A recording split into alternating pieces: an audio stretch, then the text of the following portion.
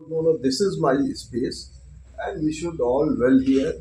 So Shivji started or initiated this as his dwelling space, and since then, Kashi has been presumed as the dwelling space of Shivji, and whosoever resides in Kashi, particularly the Kasivasis, or whosoever is in the transitory mode, if you are staying for 2 or 3 days, you will become elements of Kashi. Means welcome to this city, and everybody is present here. So that's why the city is great. And one thing you should also know that this city is what we call it as Aurmukta Kshetra. Shivji then promised, I am not going to leave this space forever. And this is going to be not on the earth, it will be on my trident when during the whole globe submerges in water. This place keeps on floating above that. Vishnu comes and brings out the piece of land over which this city resides. So this is presumed that this is not on this globe. So you are at a space and you have been given this opportunity through Professor Tripathi ji and this grand university. You should keep on coming.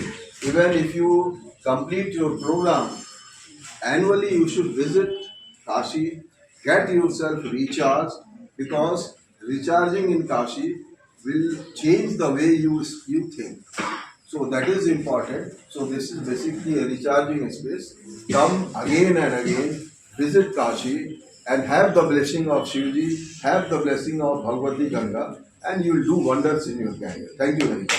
बोले बोले हनुमान जी महाराज की जय। बोले बोले हनुमान जी महाराज की जय। बोले बोले Hanuman.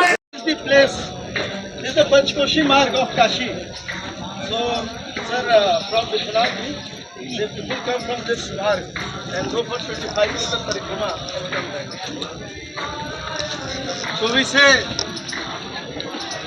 Shri Krishna Govinda Hare Murari, He Nath Narayan Vasudeva, Shri Krishna Govinda. Sir क्या है आज तेलंगाना वासुदेव कर रहे हैं, क्या है आज खासियत, क्या है काशी के घाटवा की खासियत?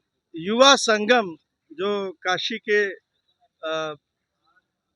प्रोफेसर अनिल त्रिपाठी साहब, निदेशक Kashi institute of science Kashi विश्वविद्यालय सर के नेतृत्व में ये जो युवा संगम का पूरा कंसेप्ट पूरे देश में चल रहा है, तो तेलंगाना राज्य से हमारे बच्चे BHU के थ्रू यहाँ आए हैं और सर के नेतृत्व आज हम लोग आज तीसरे दिन आज घाट वॉक का कार्यक्रम है, उसी में हम लोग अब चल रहे हैं। मानसरोवर घाट पे हम लोग चलेंगे, फिर वहाँ से राम तारक आश्रम जो आंध्रा ऑफ काशी, वहाँ हम लोग दर्शन करेंगे। Then we go for Vishwanath ji. Shri Krishna Govind.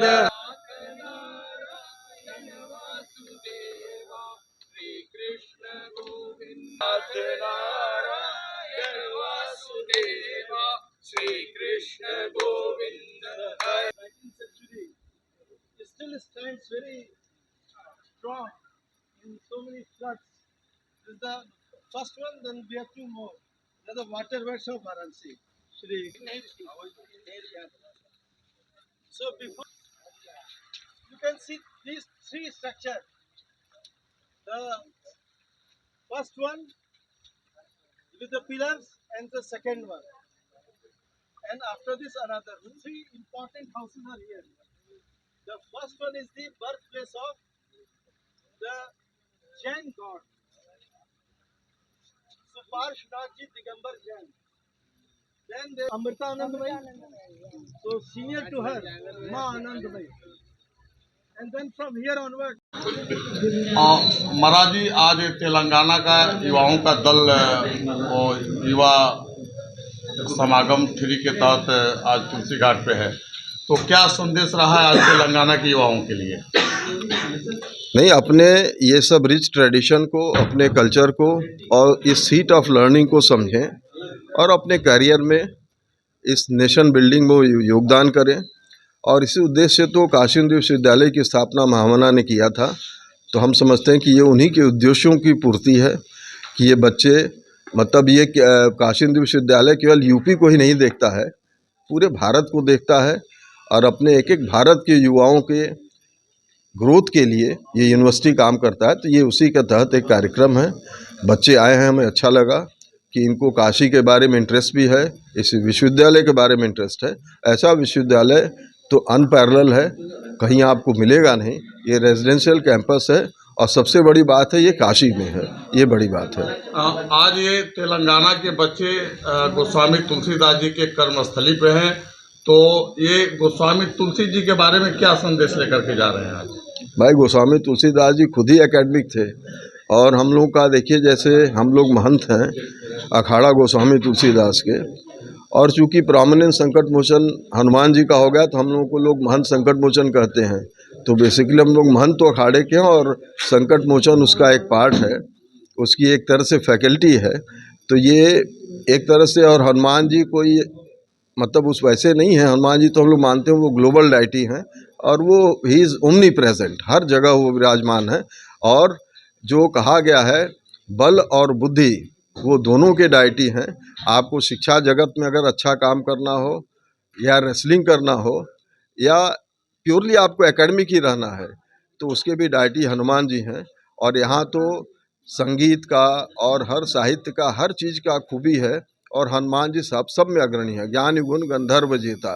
तो ऐसे वो बड़े संगीतज्ञ भी हैं।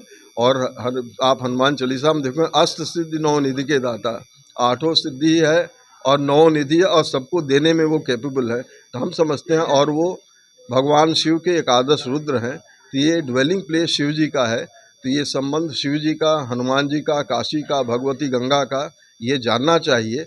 और ये जो कहा जाता है कि हमारे युवा अपने कल्चर ट्रेडिशन से अलग हो रहे हैं, ऐसा नहीं है, उनको बहुत प्रेम है, कोई बताने वाला नहीं है उनको। हम समझते हैं कि ऐसे प्रोग्राम समय समय पे ऑर्गेनाइज हों और अपने बच्चों में ये सब कल्चर ट्रेडिशन के बारे में भी, आप साइंस टेक्नोलॉजी के हों, आप आर्ट्स के हों या जो भी विद्या आप पढ़ें, लेकिन अपने कल्चर ट्रेडिशन को जानना चाहिए।